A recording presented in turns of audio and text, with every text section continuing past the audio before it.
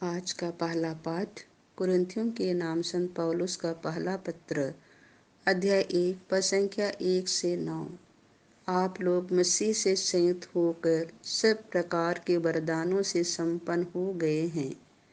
Corinth में ईश्वर की कलीसिया के नाम पौलुस, जो ईश्वर द्वारा यीशु मसीह का प्रेरित नियुक्त हुआ है, और भाई सुस्तेनुस का पत्र। आप लोग यीशु मसीह द्वारा पवित्र किए गए हैं और उस सबों के साथ संत बनने के लिए बुलाए गए हैं, जो कहीं भी हमारे प्रभु यीशु मसीह अर्थात अपने तथा हमारे प्रभु का नाम लेते हैं।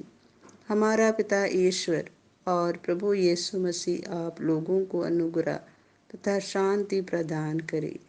आप लोगों को यीशु मसीह द्वारा ईश्वर का अनुग्रह प्राप्त हुआ है। इसके लिए मैं ईश्वर को निरंतर धन्यवाद देता हूँ। मसीह का संदेश आप लोगों के बीच इस प्रकार दृढ़ हो गया है कि आप लोग मसीह से संयुक्त होकर अभिव्यक्ति और ज्ञान के सब प्रकार के वरदानों से संपन्न हो गए हैं।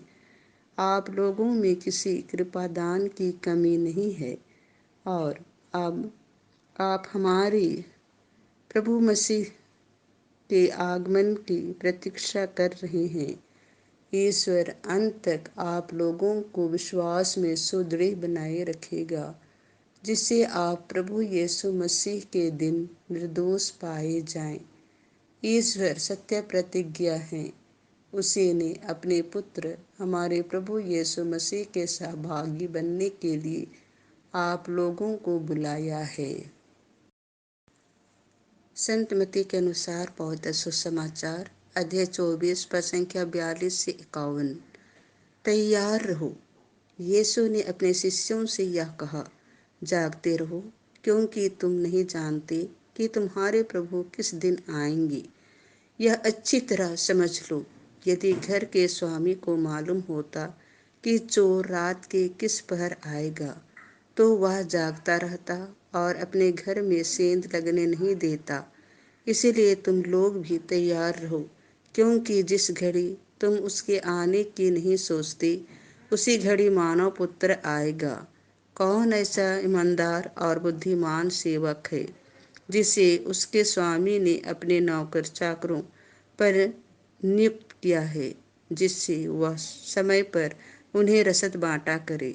धन्य है वह सेवक, जिसका स्वामी आने पर उसे ऐसा ही करता हुआ पाएगा। मैं तुम लोगों से कह देता हूँ, वह उसे अपनी सारी संपत्ति पर नियुक्त करेगा। परंतु यदि वह बेईमान सेवक अपने मन में कहे, मेरा स्वामी आने में देर करता है, और वह दूसरे नौकरों को पीटने और शराबियों के साथ खाने पीने लगी, तो उस सेवक का स्वामी ऐसे दिन आएगा जब वह उसकी प्रतीक्षा नहीं कर रहा होगा, और ऐसी घड़ी जिसे वह नहीं जान पाएगा। तब स्वामी उसे कोड़े लगवाएगा और ढोंगियों का दंड देगा। वहाँ वे लोग रोएंगे और दांत पीसते रहेंगे।